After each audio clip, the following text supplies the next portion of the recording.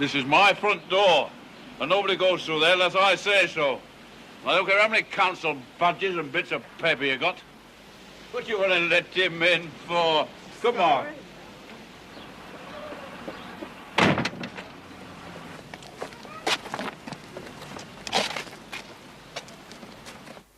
His name's Gillum.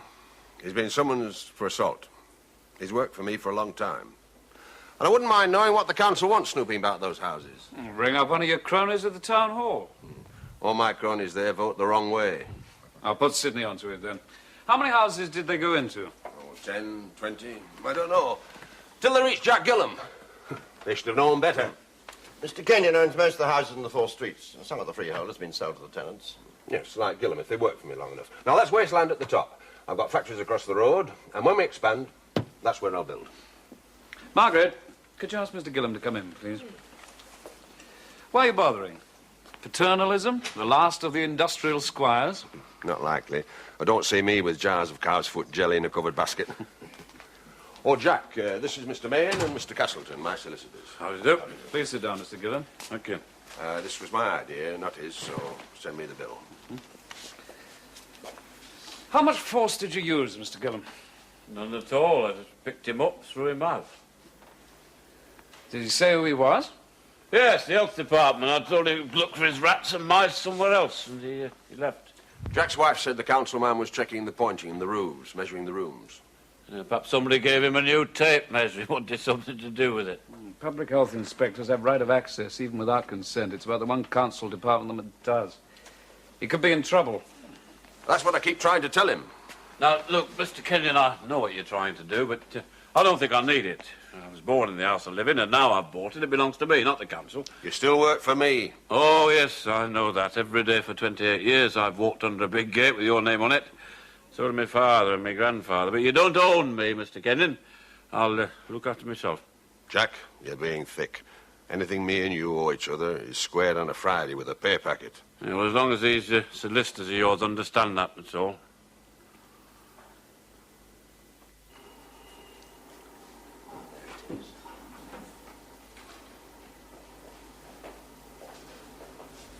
Your 2 lads will keep quiet. Oh, yes. They're both very excited about the scheme. And it's in their own interests. They'd better. The other chief officers know, of course, medical, education. Aye, coffee sessions in town clerk's office.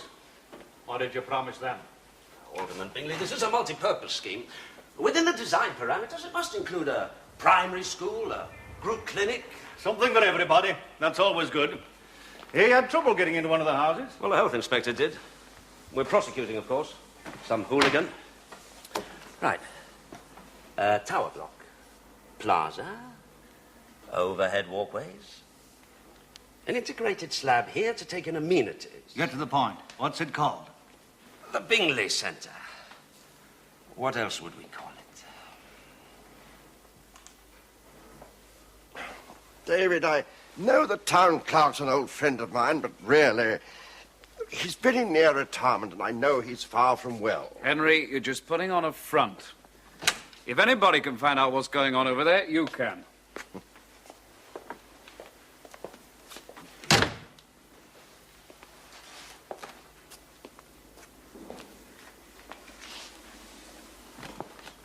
How much do you care about these houses? My grandfather built them. They've been kept in good repair. I've got good people in them. You want decent labour, you treat it properly. You saw Jack Gillum. That's the sort of man I've sold houses to. We did the conveyancing, David. You should have a look at that area. Everybody knows everybody. If people are ill, there's always someone to cook for the family, and if anyone goes out wants to leave a message, they tell Mrs. Harrington at the corner shop. Sounds quite a community. Yes, it is. Don't get too idealistic. It's no place to be on a Saturday night if you're not minding your own business. If the streets are in the condition you say they are, what's a house-by-house health inspection needed for? I just want Jack Gillum off that assault charge. Now, let's keep it simple for a bit, Mr. Main. I know you're clever. You don't have to prove it to me. Come on. I pay you to worry, but not this much. Let's go and have some lunch. I know it sounds a lot of money, but it's the only site in town that'll make a real contribution to total environment. You mean where everybody can see it? Oh, I want more than that. I mean a chance to demonstrate progress. I mean an example of how a community can be planned on a drawing board, built and integrated to give a real quality to life. You'll have to write that down. I can use it at opening ceremony. Let's get practical first. Well, major difficulty is acquisition of the site. Kenyon owns most of the houses and all the industrial land. Oh, and if you want another quote, that's socially wrong. I'd like to see you tell Charles Kenyon that. The land belongs to the community, not individuals. That's what town planning's for. Before you do any planning, you get on with politics. Yeah, well, that's hardly my concern, eh? I tell you, you want this thing built. There's a party meeting tomorrow night. I shall need a few of those fancy drawings and a rough idea of the money. Well, the town planning committee meeting isn't until Thursday. It'll be decided by then.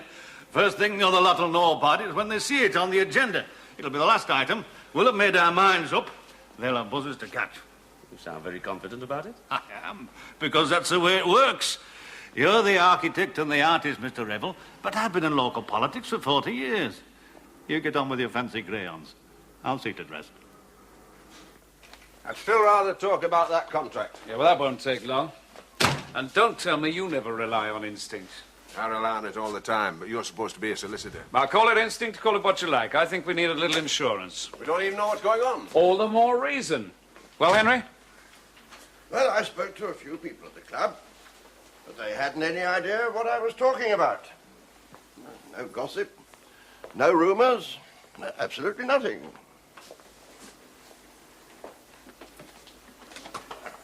Yes, sir. Ask Mr. Bulmer to come in, please. Henry, first thing we do is put in an outline planning application for the industrial part of the land owned by Mr. Kenyon. Now, today, by hand. We don't even know what we're going to do with it yet. It's zoned industrial. We'll put in a block plan that'll take 5 minutes in a red pencil and call it a trading estate. Then they can't refuse. Optimism or tactics? Both. Margaret, how well do you know the little old lady at the corner shop, Mrs. Harrington. I acted for her when she renewed the lease. Good, we may need it. Ah, Sidney. I'd like you to spend a couple of days at the town hall. I want to know who's who, when the committees meet, who runs things, what the machine sounds like if you throw spanners at it. That'll make a nice change. Can I give any reasons? Tell them you're a red tape salesman. David, I think you're taking a great deal of trouble over something, which is, to say the least, intangible. I've been through that with Mr. Kenyon. He thinks his nerves. Oh, you haven't got any. Brass neck, perhaps. Then put up with it for a bit. Look, I know we haven't got any facts. We may not get any in time. We know one thing. The council's involved. Now, a lot of council business goes on behind locked doors. By the time they open the doors, they've got the facts and you haven't, and you're too late. All right. If you say so. You'll be reading teacups next. As members of the town planning committee, you'll be able to make your minds up on Thursday night, if they're not made up already. Now, I shan't want any questions or any discussion. You've all seen the documents. I've given you all the jabber about multi-purpose environment. I think this is going to do us and our party a lot of good. I'll put up with the fancy words for a bit. Revel's like a little kid with a new toy, but he's a clever little kid. He's got all the other chief officers on his side, and he's got a reputation to make. All we've got to do is stick to the facts. We tear down those 4 streets of houses, 300 families, 800 odd votes, lost. No good to us, debit. But we take in Charles at Kenyon's industrial patch as well. We put the two together. We can rehouse 550 families, 1,200 odd votes gained. Now, I know that's not many more houses, but it'll be where everybody can see them. Bright, shining, new. It'll prove we're doing something for this town. Health clinic, primary school as well. Put in a few flower beds, bench or two for the old folk. We've got a showpiece. You'll remember the last elections. Absent friends. Shade too close for my liking. We got in, but there wasn't enough margin. I think we need something like this. It's up to us to get it. Your Worship, I've already mentioned this matter to my friend, the prosecuting solicitor. I'm asking for this case to be adjourned. On what grounds, Mr. Maine? On the surface, this looks like a straightforward summons for assault. But the assaulted individual is complaining in his capacity as a council employee. Now, this capacity raises much more complex issues of official right of access and trespass. Now, you, sir, will appreciate that these are serious matters which must be dealt with very carefully. 2 weeks, Mr. Maine. Mr. Sanderson. Very well, your application for adjournment is granted. I trust that your defence will be ready in 2 weeks, Mr. Maine. This is, after all, common assault, not murder. I realise that, Your Worship. I'm much obliged. I say, what the bloody hell did you do that for?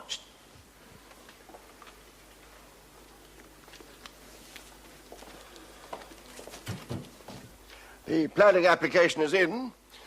I would have preferred it to be a little less precipitate. I've found that the more time one can give these people, the better disposed they are. I want to know what's happened to Jack Gillam. You know, Charles, with the possible exception of David Main, you're the most impatient man I know. The law is not a speedy process. I sometimes wonder how David manages to accept this. He takes on a lot of it at one time. I know all about that, but I'd still like to know why you got it put off. What do you do for a living? I'm a furnace man. Now, I wouldn't offer to help you with a shovel, so why don't you let me get on with my job? You got it adjourned. In and out in 2 minutes. Faster than a cut. Now, what good does that do? Gives us time, room to move. I borrowed Mr. Gillam's outlook on life. When in doubt, start throwing things. I want more time to talk about this. I move it be adjourned till the next meeting. You're out of order, Mr. Auckland. The resolution's already been moved. Well, why isn't it listed properly on the agenda? Oh, it's put down under comprehensive redevelopment. You're on the town planning committee. You should know what the words mean by now. There's been a very clear and able explanation by the borough architect here. I know what it's about, but I didn't until 2 hours ago. Your colleagues are a lot better informed than what I am. Perhaps that's why you belong to the minority on this committee. There's an application here for planning permission from Charles Kenyon for the same piece of land. It took you 10 seconds to throw it out. We didn't even look at it. We voted, Councillor Auckland. That's democratic procedure. You're putting 350 families out of good houses. You're robbing a man of good industrial land he needs to build on to give people jobs.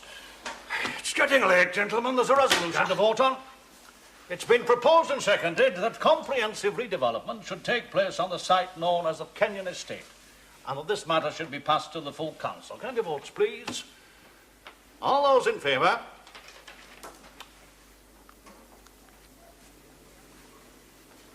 All those against?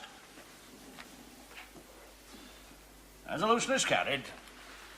It's hereby noted that the scheme put forward is acceptable to this committee and that the council should now be asked to acquire the land. The meeting is adjourned.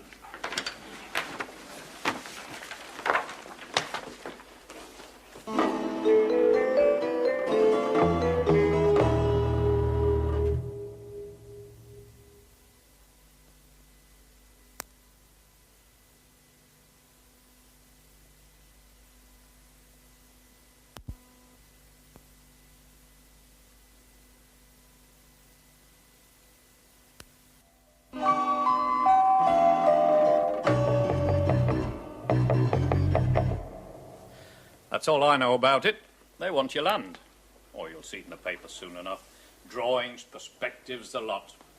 Why, there it was. The last item on the agenda. What are you going to sign you all about it? Most of them were half asleep. Straight through, on the nod. Well, thanks for coming in, George. Well, I wish it could have been earlier. They really had this one wrapped up. Mr. Auckland, do you think you could arrange for us to see this scheme, informally, as interested parties? Well, if you can't, I'll make enough noise to get the roof off that town hall. Say 2:30 this afternoon? Should be all right. I'll telephone you. Thank you. Goodbye. Goodbye. Is that same meeting refused our planning application, even in outline? That's something else they'll have to answer. And now I know the sort of questions I can ask Jack Gillam's so-called health inspector. Margaret, go and see your friend Mrs. Harrington at the corner shop. Set up a tenants' association. Free? To them, anyway. All wrapped up. You name it, we dig it up. Villains, public servants, local benefactors. Well, you better give it to me before you burst into song, and it's not all wrapped up. Bad? Bad. And I'd start with the architect. Brilliant student, college medalist. Won about 3 of those design competitions for publicity projects. Never got built. Been here about 4 years. Got 1 public lavatory and a small council house estate to his credit. Wants some glory. And we all know what's in it for Chairman Arnold Bingley. More glory. Might be more than that. Bingley, who's he? Now, he runs all the committees worth running. He's been mayor twice. Wife died about 6 months ago. That didn't make any difference. She never saw him anyway. And he's getting on. 3 or 4 people have said how much he's aged over the past 2 years. Another interesting thing. The pair of them have been to Scandinavia 3 times in the last year. Official local authority visits organised by firms selling building systems. Make it in a factory, put it up like Meccano. You better look into that, Sidney. Be expensive. Be expensive if you don't. I need that land. In 2 years, I want factories on it, working with the ones I've got next door. And if I have to put up new plant 10 miles away, it'll cost me another 200,000. There's a full council meeting at the end of the week, and that's when they make the decision. You better get a move on, Sidney. Copenhagen first, then Stockholm. All that northern twilight and schnapps.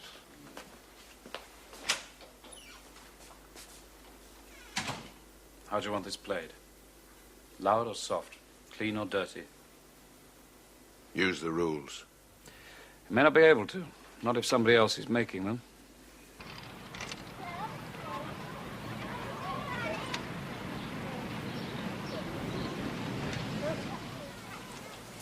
If Charles Kenyon's worried, how does he think I feel? Well, that's why I'm here, Mrs. Harrington. You and Charles Kenyon have got interests in common. I've been here before, remember? Everybody comes to this shop. That's why I wanted to talk to you about setting up a tenants' association. What good would that do? Well, it's no good just feeling strongly about something. Not on its own. You've got to be able to tell the people who make the decisions just how strongly you feel. And that's where we can help you, because we're solicitors. Well, I don't know. I can talk to people if that's what you want. People say I do nothing else. Let's see what Jack Gillam thinks. It shouldn't be much trouble. How much will it cost? Oh, I'm sure Mr. Kenyon will be responsible for the bill. Never mind about Charles Kenyon. You just tell us how much we owe you. I pay my own bills. What's your income, Mrs. Harrington? Oh, I'm comfortable. Pension, shop. 2 lodgers. Yes, love, 2. The safety in numbers. About £18 a week. And you've got 3 years to run on the lease. Oh, I'm not bothered about that. Thank Mr. you. Kenyon told my husband when he's alive he'd see that the lease was renewed. Well, that's if he still owns the land and the shop is still standing. The council would be forced to give me something. They'd have to, wouldn't they? You'd be compensated at valuation. How much is that? Oh, well, net profit from the shop about £8 a week and 3 years to go on the lease. You'd probably get, well, perhaps £500. That's robbery. That wouldn't go anywhere. Well, valuations often don't make sense. This shop's worth a lot to you. It's only worth a few hundred to the council. But they're charging £20 a week rent on the shops on the new council estate. Are you sure? That's one of the reasons why I'm here, Mrs. Harrington. You see, all the council can do is use figures, look at the takings, assess the property value and the goodwill. Funny sort of goodwill put in the street. Thank you. Well, I don't want any charity, but I want a bit more than that. What'll I do? What'll I live on? I don't know what to say, Mrs. Harrington. Perhaps you could get a little job. Why should I? I've got one. I'm happy here. They can't just move people about like lumps of wood. Well, it may not come to that. We don't want it, and neither does Charles Kenyon. I voted for Bingley. I've known him for years. What's he want to do this for? Well, he says it's for the good of the people. Well, it's not for my good, is it? What I'd like you to do, Mrs. Harrington, is tell people what's involved. Form an association. Then write to us and let us do the worrying. Well, I don't mean to be nasty, miss, but that's easy for you to say. It's easy for Charles Kenyon as well. Neither of you stands to lose a living, and somewhere you've made a home for 25 years. My husband's father bought the lease of this shop for us, and I nursed my husband for 6 years in that back bedroom. And I used to listen to the bell on the shop door, and he used to say to me, "At least when I go, I know you'll be looked after, me duck, and I shan't mind going so much." I wish you could do my worrying for me, miss. If you work for Mr. Kenyon, I'll be delighted to explain it to you. He's a very important and influential man. Life's always easier with cooperation from the other side. That's it, exactly. I think the model's self-explanatory. What I'm aiming at is an integration, a balanced, organic community where ordinary people can be at ease with their environment. As I hear it, it's a fairly well-integrated community now. Times have changed. Those houses were put up when employers were building barracks for work people. People seem happy enough in them. Even when they were built, they lacked essential function. Not even what Corbusier called machines for living. When Le Corbusier said that, he used the word machin. Repeat, machin. Look it up. It means thingamajig. What's it? Not machine. It's the most persistently mistranslated quote in the history of architecture. I didn't know Mr. Kenyon had experts on architecture on his staff. He hasn't. I'm an expert in accurate definitions. I have a vision of the future, chum. A worker's flats in fields of soya beans. Don't quote Betjeman at me. Not that old argument again. Progressives versus conservationists. And nothing as simple-minded as that. It's just that I always thought buildings were for people. Oh, I know what these people want. Have you tried asking them? 3 or 4 generations have been born in those streets. Still know what they want. Do you? Banker's son brought up in a semi-detached in Surbiton with Indian Army grandparents. Let's not kid ourselves, Mr. Revel. You're building this thing for you. The gold medal they gave you at architectural school is getting a bit lonely on its own. I was asked to be cooperative, and I'm trying to be just that. Now, if I'm prepared to accept you as a reactionary, I'm not going to mind if you can't accept me as a progressive. God help us. Words without meaning. Whatever happened to the language? You might own half this town, Kenyon, but as far as I'm concerned, you're just another citizen with a vote. You out. You're trespassing. I don't think so. I'm here by invitation and consent. I still want you out. Does this project have a name? Not yet, only provisionally. That's fine lettering for a provisional name. We'll call it what we like. It's got nothing to do with you. It's Mr. Kenyon's land you're building it on if you can steal it from him. Not stealing. We'll use the law. You're going to have to. The Bingley Centre. At least I've done something for this town. I've built something. I've not been a parasite on it with my big cars and my big factories. You haven't built anything. And I've given 1,200 people jobs. That's what's bothering you, isn't it? For 40 years, you've just pushed handbills through doors, spouted at meetings, had your picture in the local papers. That's more public service than you can claim. I haven't tried. I wouldn't want to. And now you want a monument so that people can pass and say, do you remember him? And you don't even care that it's being built with other people's money. You don't even know. Come on, man. There'll be burning incense in here next. Do Charles Kenyon good not to get his own way for once. And George Auckland can snivel to him all he likes. Won't do any good either. There's a full council meeting on Friday night. Word's gone round.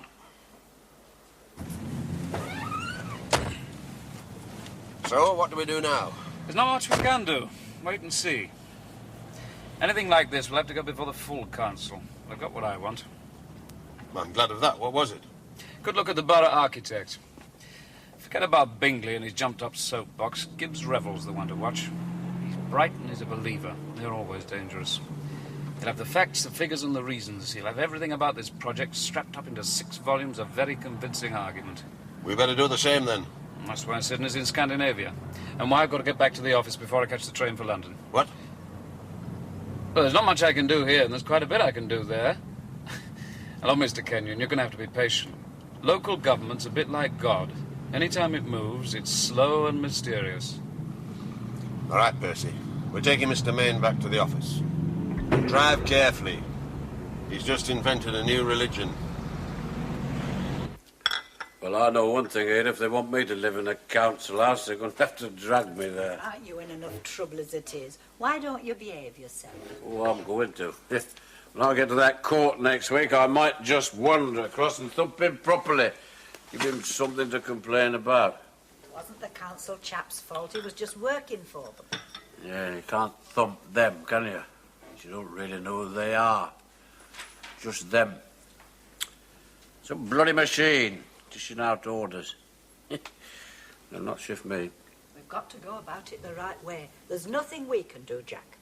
We've got to leave it to solicitors. Why me, David? Because it's important. You sure? Yes, I'm quite sure. Now, look, Margaret, somebody's got to say it. You took a hammering over that Hopwood case, professionally and personally. It happens. It's happened to me. But you can't bleed forever. You know what really worries me? You know, believe it or not, I do. You worry because you're willing to settle for the small jobs. You want to crawl into some corner and barricade yourself in with the little girl jobs. But you can't. This is too important. I want everything you can find out on housing conditions, slum clearance, land usage, unemployment and development plans. I want you to talk to everyone on that list. And if you feel sorry for yourself, just think of Mrs. Harrington. In a strange sort of way, David, I think you do understand how much it hurt to lose. Yeah, I understand, all right. I got the scars to prove it. Oh, there's another thing you can do for me. Get Henry to lend some gin, for God's sake. That sherry of his tastes like mouthwash. I'll see you Friday.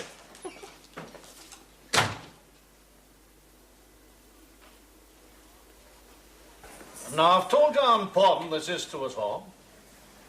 I want every one of you to remember it, and to make sure that everybody else knows about it, too. We've got all the other committees on our side, so I don't think anything can go wrong, and that's why we're all here. But we've still got a lot of vested interest against us. Margaret Castleton's been spending more time as a sociologist than as a solicitor this last week. And I've told you how much this project means to us all. I know you all like being councillors. It's as important as that. And just to prove how important it is, I'm buying beer. Did I hear somebody say first time in living memory?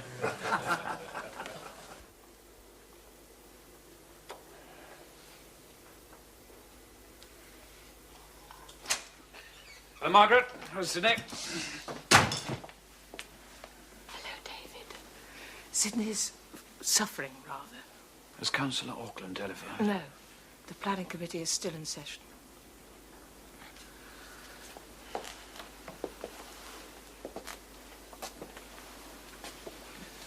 I tried to warn you about Sweden. That looks like the prize-winning hangover of all time. It is. Now, the stuff's all in there. Just see I get a decent burial. What happened to him? Scandinavia threw a glass darkly. They open a quart bottle of schnapps and throw the cork away. Jag skull, day skull, Alavaka flicker skull. Right, Margaret, we need a tumbler, champagne and brandy, about 3 to 1, 2 sugar lumps, 4 soluble aspirins, and a tablespoonful of liver salts. That'll kill him. We now have the approval of all the appropriate committees. I move that this matter be adjourned for further investigation. Seconded. All those in favour? Those against? The motion is lost. If it's any consolation to you, Councillor Auckland, I think you'll find this project has been fully investigated. I should like it minuted that tribute be paid to the officer involved, our borough architect, for the very painstaking way in which facts and figures have been provided in such detail. I hereby move that it is this committee's formal resolution to the council that a compulsory purchase order be placed on the land known as the Kenyon Estate. All those in favour?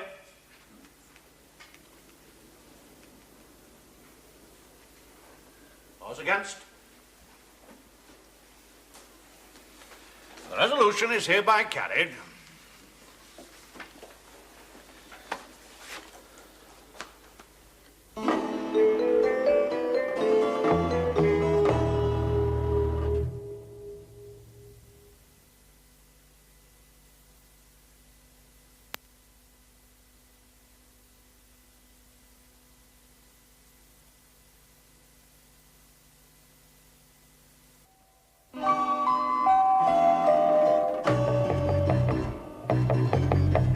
Compulsory purchase means just what it says. Your land's being bought, whether you like it or not. Notice has been sent to the minister, the order's been advertised. We've lodged objections on your behalf and that of any other interested party. You make it all sound so bloody normal. It is. They'll send along an inspector from the Ministry of Housing and set up a public inquiry, and that's when we go to work. I suppose you call this history of the town just a hobby. Oh, we're going to need all of that and a lot more besides. Well, if my tame MP is waiting at the club, we better go. Then we can drive over and see the Bolshe one. Yeah, we better. Henry, I telephoned those editor friends of yours. They sounded a bit baffled, so they may get back to you. You're in court this afternoon, David. I'll bring Mr. Gillam along. Just watching that man makes me lose weight. The public inquiry will slow him down. They tend to be long and tedious affairs. Well, what did you think of that one? Not bad, as MPs go. Aye, nice long holidays. Policemen salute you. $3,750 a year. He's about right for that. He'd have a job getting it anywhere else. You were very polite to him. Oh, yes. We might need tea on the terrace of the house one of these fine afternoons, when the right minister happens to be passing. Sorry, Mr. Maine couldn't be here, Councillor Auckland, but he's in court at the moment. Oh, that's all right. I've got the stuff you wanted, Margaret. I don't think any of it's confidential, and I don't care if it is. I know what Bingley do in my place. Well, thanks very much. Oh, some of the old council minutes are a little bit dusty, but I marked the bits you wanted. We're very grateful. There seems to be well, how shall I put it, a certain lack of cooperation at the town hall whenever my face appears. Understandable. There's a slice of cake in this for about every department you could think of. The public inquiry's next week, isn't it? Mm-hmm. Not wasting any time, are they? Your Worship, I'm aware that under Section 286 of the Public Health Act, 1936, any properly authorized officer may enter any premises. But the section expressly provides that that right of entry only exists, and I quote, generally for the purpose of the performance by the Council of their functions under this Act. These functions are to establish the proper sanitary conditions exist. The prosecution has failed utterly to show that on this occasion the inspectors were there for this purpose. No questions were asked pertaining to sanitary conditions or any other consideration of health or hygiene. If an inspection is required for any purpose other than those specified in the Act, the occupier's consent is obligatory. This consent was never asked for. That being so, the officials were trespassers, and the Council's conduct can only be termed bureaucratic arrogance. You have heard, Your Worship, that the Council have placed a compulsory purchase order on the premises in question. It is my contention that this inspection took place under false pretenses, and that my client, the tenant, only exercised his right to eject a trespasser from his own premises using reasonable force.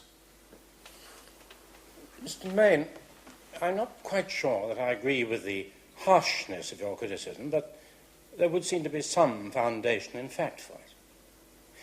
There is some doubt, and I would say no more than that correct procedures were observed in this particular instance. Case dismissed.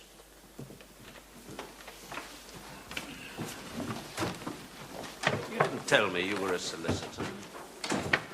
You didn't ask. Quite a hatchet job you did there, eh?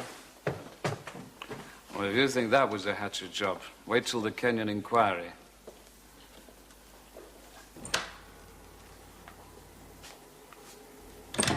What happened? Gillam was acquitted. Oh. The man you met here with Kenyon, he's a solicitor, and a good one. Now, if he's acting for Kenyon at the public inquiry, he could do a lot of damage. He's very bright. Been piling up a lot of information. You're confusing the games and the words on paper and the drawings with what happens. Public inquiry will be run by an inspector from the ministry. I've got friends at the ministry. Ministry's got over 50 inspectors. Let's find out about them. Let's see if we can get the right one. That's wishful thinking. I know a bit about ministry inspectors. They're impartial. Impartial? That's a nice word, belongs to theory. In practice, everybody leans one way or another. Depends on where you grew up, who taught you, what you believe in. None of us escape it. You can't. It's a fact of life, son. Nobody's impartial. Just like your father. Lucky you could fall in the canal and come out wearing a new suit. Wasn't lucky, he knows his job. So let him tell you how long this compulsory purchase thing could take. There's public inquiry first, and 3 or 4 months before the result.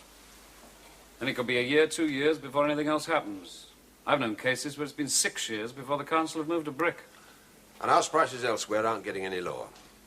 Now, what I want to say is this. If anybody wants to sell and move, I'll buy the house back at the going rate.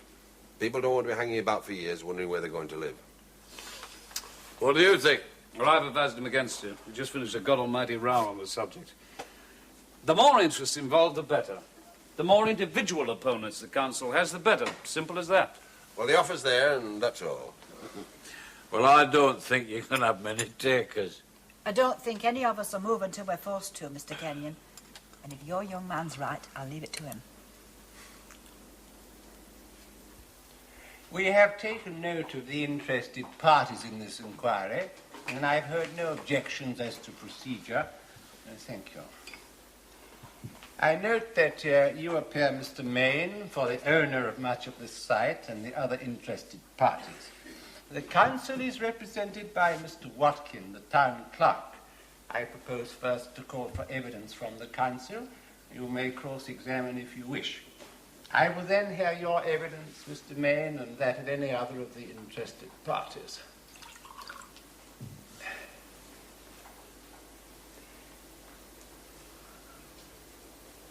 Mr. Watkin, if you please.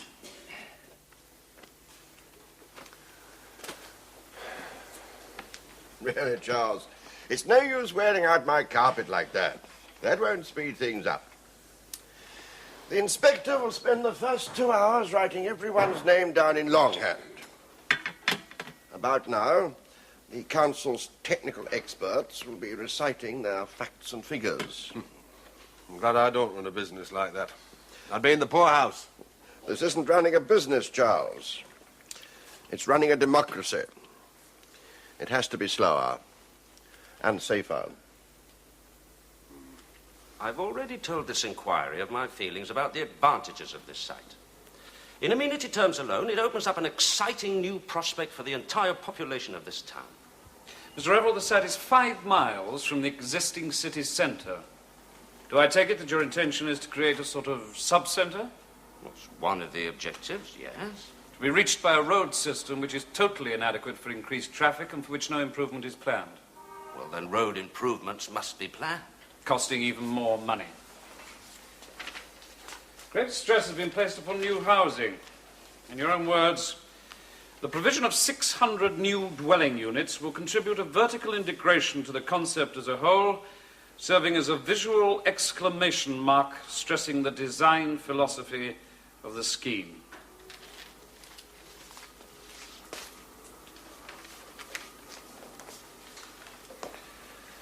Mr. Rebel, there are more than 20,000 dwellings in this town classified as substandard by the ministry. There's a slum area by the canal where people are still living in houses condemned 40 years ago. Now, if housing is a paramount consideration, would you accept that this slum area is a better alternative site? No. Just look at the shape of the site by the canal. It's perfectly square. Now, for a multi-purpose scheme such as this, an asymmetrical site is of prime importance if one is not to achieve monotony. I would have thought monotony preferable to slums, Mr. Revel.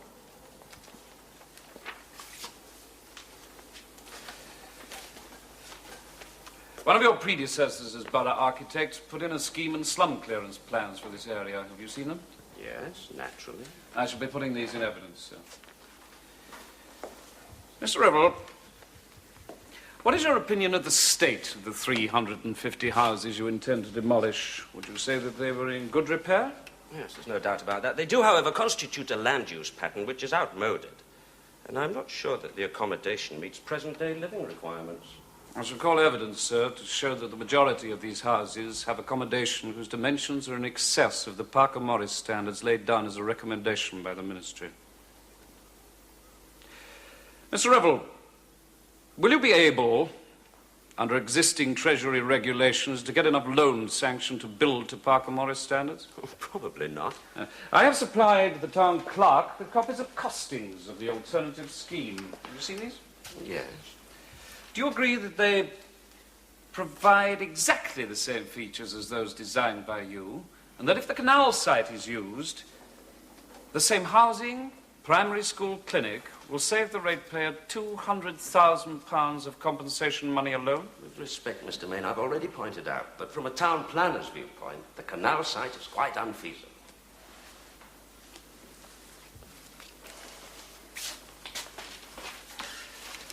Mr. Revel, I learned from your very succinct exposition the system building methods are proposed for your multi-purpose development. Yes, that's correct. You will have seen my second set of costings concerning traditional building methods on the site known as the Kenyon Estate. Yes.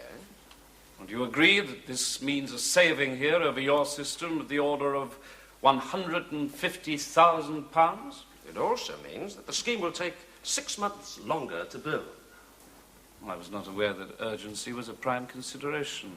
Not when we're talking about a total economy. An economy, mark you, of £350,000, ratepayers' money, and a lot of it.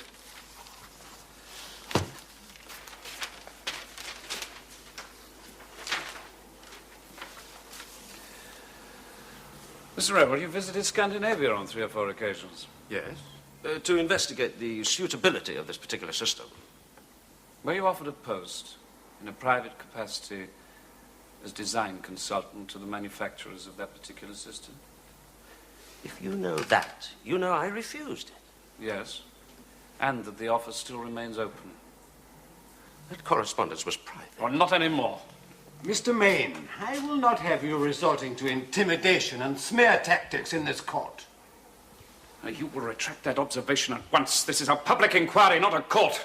You are a chartered surveyor, not a judge. Everyone here is subject to the ordinary laws of slander, and I shall have no hesitation in invoking them.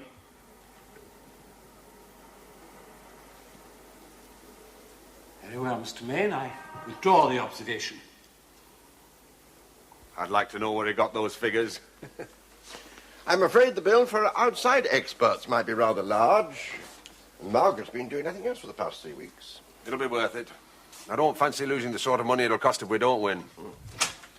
I want everybody concerned with this as a witness. Even the local milkman, if you can get hold of him, he's got to be worried about losing 300 Christmas boxes. And tomorrow, I want you in there giving evidence. I'll tell you when. Well, I wouldn't know what to tell him. Just what you told me. Give the reasons why you don't want to leave. And I should need you tomorrow, Mr. Kenyon. Margaret's got a proof of your evidence for you, mostly figures. You, hammered that inspector, they tell me. Ah, yes. Nobody's spoken to him like that in his life. So now he'll listen properly. What I'm telling you isn't just one man's opinion. It's the opinion of a committee. I know that's a dirty word, but being on a committee can take up a lot of spare time. And that committee's there for one reason only, because the people put it there. And they put it there because it was the best expression they could get of their own views. I respect your opinion, sir, and I am aware of the amount of unpaid time devoted by people like yourself to the public service. Tell me, though, as chairman of the Town Planning Committee, were you present at a meeting where an application was made for planning permission on the industrial part of this site? I was. Did you examine the scheme in detail? We did. I think your memory could be failing, sir. The application was in outline only. Can you tell me why it was rejected in a matter of less than minutes? That's not my job to explain committee policy to you. With your claims to public service, I would have thought it in the public interest that your committee's policy be explained now. This is a public inquiry. All right. Charles Kenyon's motives have always been open. Why not mine? Kenyon wants to make money out of that land. I want to use that land for the people. Charles Kenyon wants to use that land to build factories, to make money, yes, but also to provide jobs, also for people. Alderman, if I could refer to some of your speeches at the last election, might I ask if you've changed your mind about the strong views expressed on the necessity of providing more employment in this area? Read the speeches if you like. I can see what you're getting at. Yes, we do need more jobs. The Bingley Centre, as I understand this new project is to be called, has your full support and backing? Yes, it has. And you are prepared to sacrifice the provision of 600 jobs for it? I am, if that's the figure involved. I also note, again referring to your last election speeches, your strong views on slum clearance. I noticed that in particular you referred to the canal area as streets full of muck and vermin we should set fire to. Now, bearing in mind that the same amount of housing can be provided in that area at substantially less cost to the ratepayer, what are your views on using the canal area as an alternative site for the Bingley Centre? They're very straightforward. I want this centre where it can be seen. I want it as a showpiece. I want it to remind people how much there is still to do. Yes, I know about the jobs and the money we're sacrificing. I've got one word for this. Materialist. And I'm not ashamed to quote the Bible at you. Man shall not live by bread alone. I've spent 40 years working for this town. I've tried to provide the bread, and when I could, a bit of jam to put on it. But more than anything else, I wanted the bread and jam to be enjoyed. I wanted to see people with dignity, walking up straight. It's easy to say I want the Bingley Centre as a monument to an old man's vanity. Perhaps I do. But I want it for something else as well. To show progress, to show how it's achieved. Thank you, sir.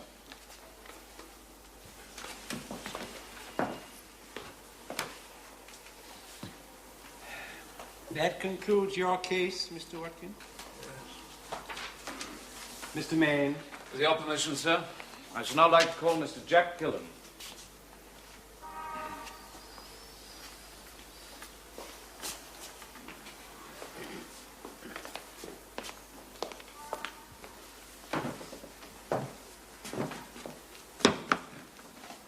Mr. Gillen, will you now tell the inquiry why you oppose this compulsory purchase order? Well, I don't really understand much of this. I don't want to move because I was born in the house I live in, and I saved money for 20 years to buy it. I know everybody in those 4 streets, and everybody knows me. I know where I want my children to grow up, and I know who I want them to grow up with. I'm not worried about having to catch a bus to work. I'm not really worried about moving. I'm not worried about the money I've had to spend on the house.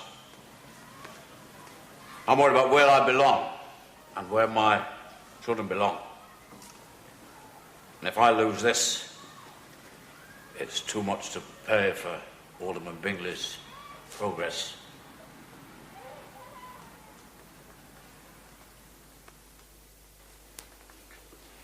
If there is no further evidence to be submitted, I declare this inquiry closed. I shall in due course make my report to the Minister, whose decision will be notified in writing to the interested parties.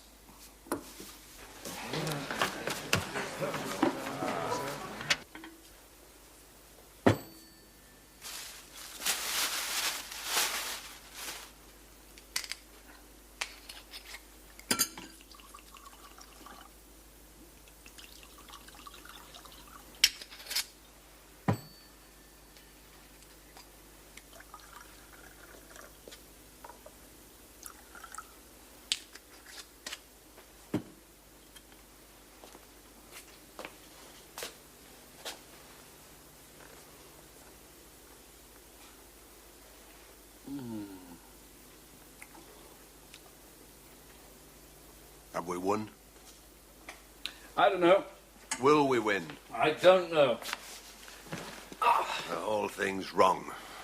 Anybody can say it's wrong. Well, that doesn't make any difference. That desiccated inspector makes a report. In a month or so, it lands on the minister's desk. Might land on his own, there might be half a dozen. Might wake up that morning with a hangover or carrying daffodils. It's going to depend on one man, the minister. One judgment, his. He might even read it. Just skip to the recommendations and sign. And then again, he might. We had a good case. Did the best we could with it. You, Jack Gillen, Mrs. Harrington, and her 2 lodgers. Me too. And now we inhabit a sort of limbo. While they shuffle the words, lives tick away. There's nothing else we can do.